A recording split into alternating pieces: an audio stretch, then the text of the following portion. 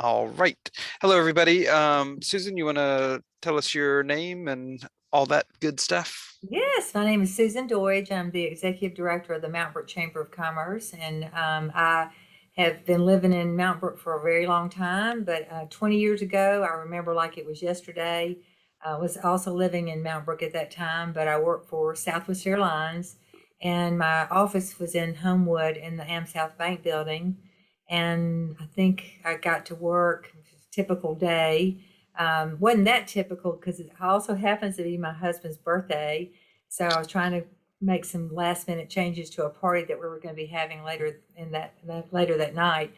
And I walk into the office and sat down in my chair, and my husband called me to tell me that a plane had flown into one of the towers in New York City. And he's English and has quite a sense of humor, and I didn't think that was a very funny joke, and it wasn't. And so it was one of those surreal situations where you first of all, nobody had ever heard of anything like that. We couldn't really grasp it at the time. And working in the airline industry, every single person that I worked with, and although I worked for a large airline, and I was the airline rep for Birmingham for the state of Alabama, but we had our district were people from all over the country.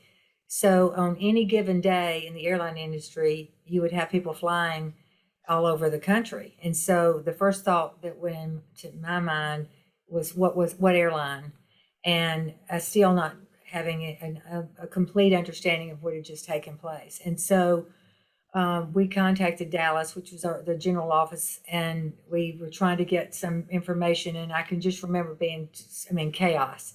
Nobody had information. People didn't know what to think. Information was not being shared readily, and people didn't know. It really even questions to ask is like, what just happened? And so Right. we sat in our offices, and we waited to hear from Dallas, just some update on what was really going on. And then the next thing we were told was to go home. And I still kind of feel, even now and 20 years later, my heart starts beating because I think Sure. about what's going on, and is how can this be? This is America.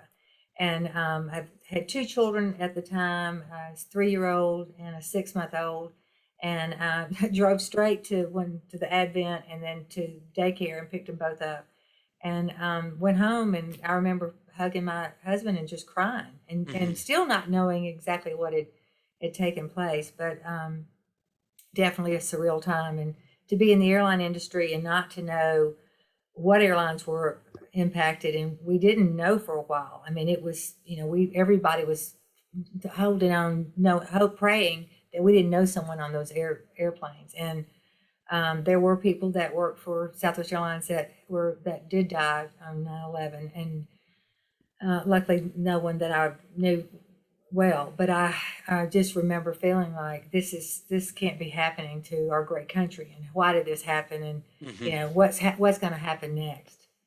Yeah, I remember just like a feeling of hopelessness, or helplessness, at what was going on, like what could we do, and just feeling kind of stuck there. And one of the first things we did was just get our son and go back home. Yeah. And kind of and really like stayed there for several days, just kind of with the news on the entire time, and trying to discern what was happening. And I think one of the things too, when you walk outside, you're used to hearing planes overhead. I mean, Birmingham's not a major metropolis for air service, but I'm used to hearing planes fly over, and for weeks, no air Hmm. service, and you didn't. That's across the country. And I worked in a building in Homewood. It was AmSouth Bank building, and there were a group of people that were in New York at that time that rented cars. And one guy bought a car and drove it home because there was no air service. He couldn't get on a flight to come home. And just that we were all in such a state of shock. Hmm. And just thinking the attacks of September 11th, I mean, they reshaped the face of our nation and of Hmm. course our history. Absolutely. So tell me more about that. Like how did the industry change, kind of immediately and in the aftermath of 9/11? Well, after 9/11, I think, of course, it changed when from security, from going to TSA.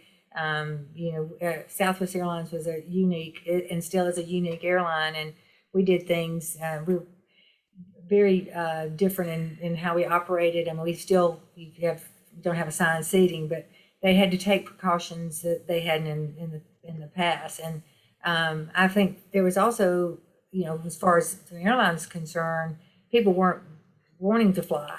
People were Hmm. scared to get on an airplane and afraid that this could happen again. And so we were kind of put on hold. I mean, it was still there. Everybody was coming together to have conversation about how we move past this. And I think our airline went through great lengths to make sure that everybody felt safe. And they did. I think they did a great job. But it was one of those. I mean, every day you'd hear maybe something different that you didn't hear the day before. And we were all we're a close knit company. It's kind of like a family. And people were sharing stories about folks that they knew that almost got on that flight that day.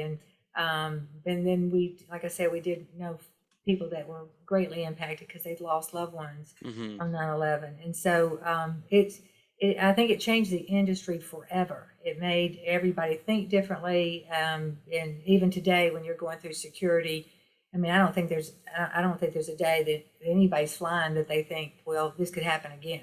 Hmm. And so I don't think anybody takes that for granted. Right. Yeah, and so it was after like before that, people could just go down the concourse.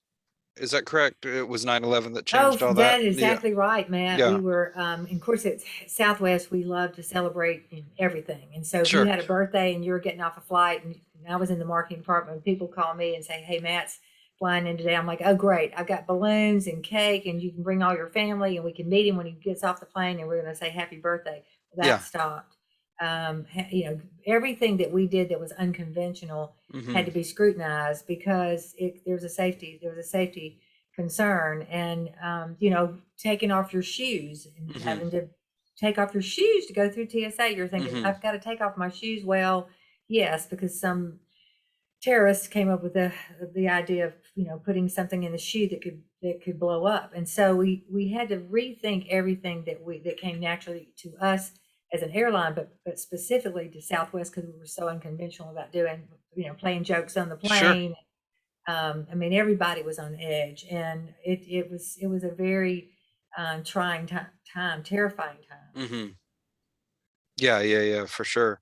And so TSA, I mean, I know there were security checkpoints that you went through back then, but so TSA totally came about from the 9/11 Well, there attacks was or TSA in place prior to that, but not to the extent that you see today. And right after that, they had to implement security protocols that had not been in place with any airline, not just ours. But there's always been a security check, and the TSA had been an organization, and gotcha. that handled it. But everything was scrutinized and strengthened after. And I mean, I think they had to overhaul that completely because they were doing things very differently than they've had in the past. Yeah.